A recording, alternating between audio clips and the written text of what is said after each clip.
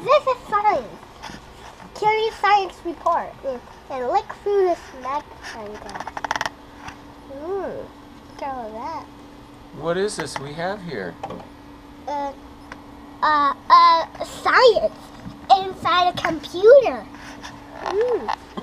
Do you love it? Say yes or no. Yes. Wow, I can see through this very close. Let me take a closer look. Just kidding. So tell us the parts of the computer. There's the most dangerous part of this, and it's right here. Because it's electrical. And I'll tell you the mommy part. It's right here. That's the motherboard. That's the motherboard.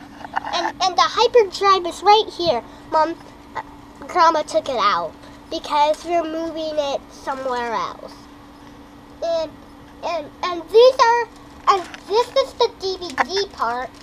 And did you even know that and it made fans so it can keep it warm and tiny circles and some writing right here. Removable. Removable. That means it's removable. That means you can move something. Okay, thanks for showing us that. Bye. And let's hang out with Scott.